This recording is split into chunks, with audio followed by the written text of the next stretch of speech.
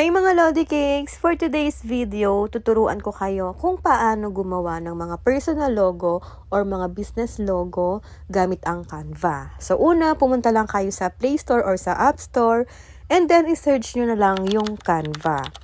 Yan. So since na-download ko na tong Canva, i-open ko na lang. Tapos pagka-open nyo to ng Canva, kailangan nyo dito mag-login or mag-sign in gamit ang inyong mga Google account. So nakapag-sign in na ako dito.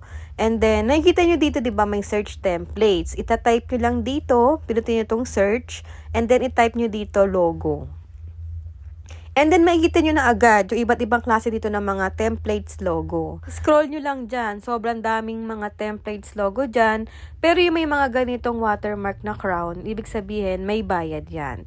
So, para free lang, wala tayong babayaran sa Canva, pumili kayo dito ng mga logo templates nang walang nakalagay na crown watermark. Pili lang kayo dyan na tingin nyo bagay sa logo ng business nyo or personal logo. Kung ano yung mapipili nyo dyan, pipindutin nyo lang yon. For example, sa akin ito. Tapos dito mga Lodi Cakes, lahat na nakikita nyo ditong mga text, pati color, font style, font size, and then elements or kaya mga picture, pwede nyo pong ibahin yan.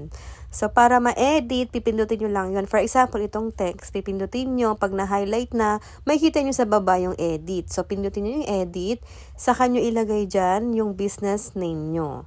So, for example, lalagay ko dito yung business name ko. MSES Fashion Boutique. Ayan. And then, dito sa baba, meron dyang font size, font color, font style. Kung gusto nyo rin ibahin, pipindutin nyo lang yan. For example, font size. Pindutin nyo yung font size, saka nyo i-adjust.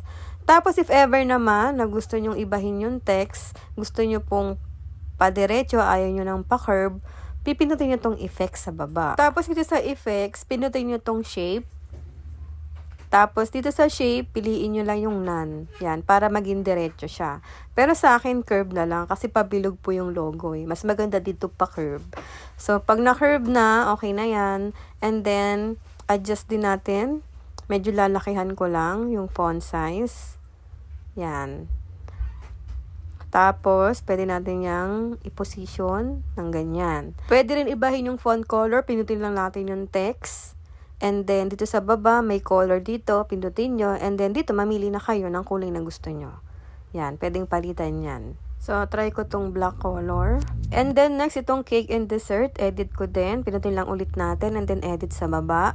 So, dito, ilalagay ko lang yung taglines ng store ko. Your style, your rules. Tapos, palitan nyo lang ulit siya ng color. Yan. So, black ulit. Yan. Pinutin lang natin yung color sa baba and then select na kayo ng kulay na gusto nyo.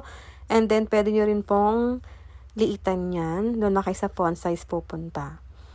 So, since naka-curve to, gusto ko siyang ipa-straight. Kaya, punta tayo sa text effect. Yan. Dito sa baba, punta tayo sa effects and then sa shape. Tapos, inan lang natin. Yan. Mas gusto kong naka-straight lang yung text. Tapos, itong since 2023, palitan ko lang tong 2023. I-edit ko to 2022. Yan. Palitan na lang dito yung mga other details. Tulad nito, clothing business. Itong cakes na may strawberry, i-delete na natin yan kasi di naman natin yan kailangan.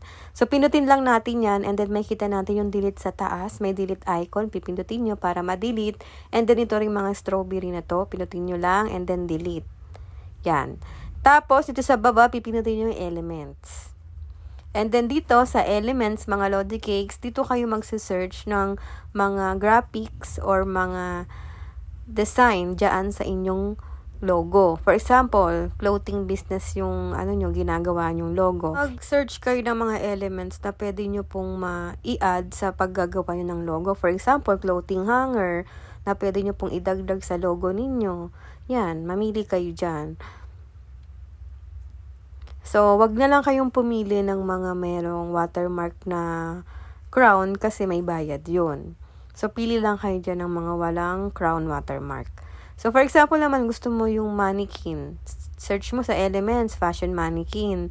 Tapos, isi all mo lang, yan. Mamili ka dyan na pwede mong i-add sa logo na ginagawa mo. So, ito yung napili ko. Pinutin lang natin yung mapipili natin. Tapos, i-drag nyo lang to para ma-resize. Ayan, i-position natin kung gusto i-position yung napili nating design or elements. Yan. Tapos kung meron pa kayong gustong baguhin dyan, pwede nyo pa rin mabago yan ha. Basta pipindutin nyo lang yon, saka nyo siya pwedeng mabago. So ibahin ko na lang yung color text nito. Ito na lang yung color. Yan, parang mas okay to. Yan. Basta mga Lodi Cakes, kung ano man dito yung mga gusto nyo pang i-edit or palitan, pipindutin nyo muna yon. Kailangan mo na siyang ma-highlight, saka nyo siya ma-edit. Tapos, kung may naisip pa kayo mga gusto nyo pang i-add na design, pumunta lang kayo ulit sa elements, i-search elements nyo. So, maglalagay ako dito ng shimmer. Type lang natin dito, shimmer.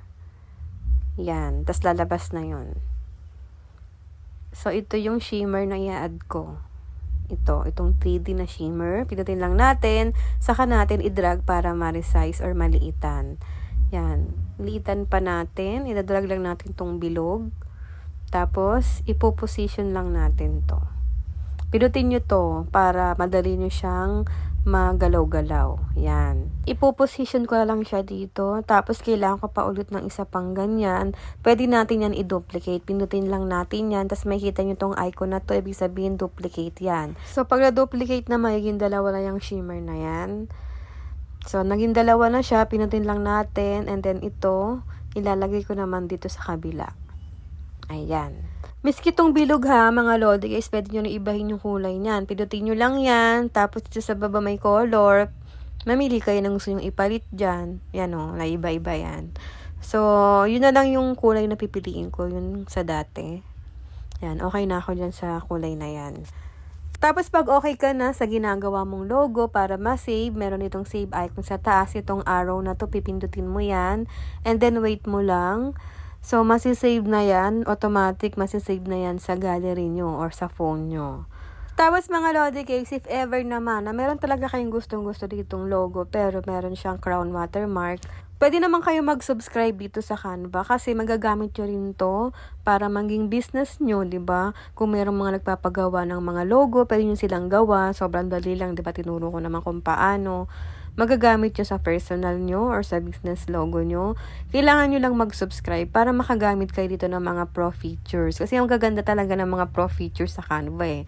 So, dito meron naman 150 per month. For 3 months, then 300 per month. Meron din silang yearly. 2.5 per year yan. Pero mga Lodi Cakes, meron din silang free trial. So, itry na lang natin yung 14 days na free trial ng Canva. Pwede naman tayong mag-unsubscribe after natin gamitin. So, try natin tong 14 days na free trial. Pinutin natin tong yearly, tas may 14-day trial, diba?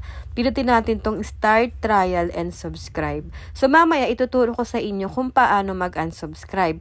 Para after 14 days, kasi pag hindi siya na-unsubscribe, after 14 days, magkakaltas siya ng 2.5 sa GCash nyo o kaya kung saan man yung payment method nyo.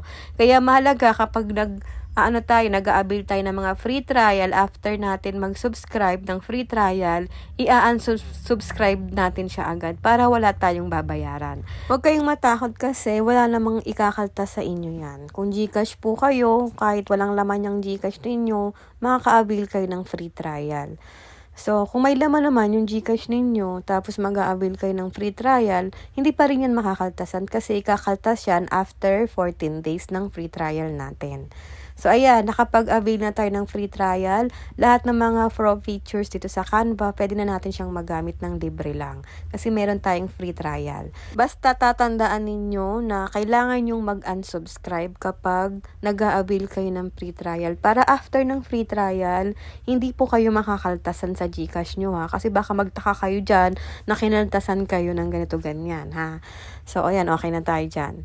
So, papakita ko lang din kasi sa inyo, meron pa akong isa pang hindi naturo. Kapag gusto nyo naman mag-add ng sarili nyong picture or meron kayong gustong i-upload na sarili nyong mga design na galing siya sa inyong mga gallery. So, dito sa baba, mga Lodi Cakes, makikita nyo dito may uploads. Pipindutin nyo lang yan.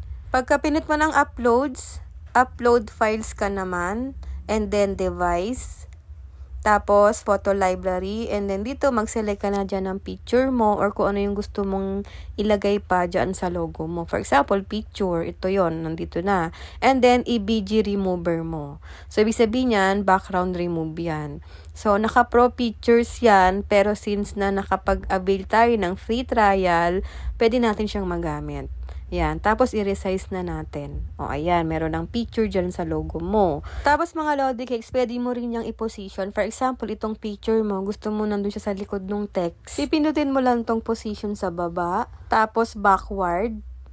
Yan. O, diba? Nakita niyo. Pumunta siya dun sa may likod ng text. If ever na gusto mo siya ulit ibalik sa unahan, pindutin mo tong forward. Yan. Tapos, mababalik na siya dito sa unahan. Tapos, kung gusto mo siya ilagay naman doon sa pinaka-likod na likod, pipinutin mo tong to back. O, diba? Doon siya sa pinaka-likod na likod. Ganun lang. So, gusto mo ulit siya sa harap, to front ulit or forward. Ganun lang yung gagawin nyo. So, ipa-fast forward ko na lang tong pag-edit na to kasi naturo ko naman na sa inyo kung paano mag-edit, diba? Basta lahat na nakikita nyo dyan, lahat yan, pwede nyo pang ma-edit. Palitan yung kulay, yung text, yung font style, font size, font color. Kayo nang bahala dyan mag-edit. At ito na nga pala yung kinalabasan niyan. O, diba? Meron na tayong logo. Ang ganda pa at basic lang gawin. So, dahil nag-subscribe tayo ng free trial para wala tayong babayaran after 14 days, ito yung gagawin nyo, kailangan natin mag-unsubscribe. Kung naka-iPhone kayo, pumunta kayo sa settings ng iPhone nyo. And then, makikita nyo yung Apple account nyo, pipindutin nyo. And then, makikita nyo dito sa baba yung subscriptions. Pipindutin nyo lang yung subscriptions. And then, dito makikita nyo na yung sinubscribe natin sa Canva. Pipindutin nyo lang yan.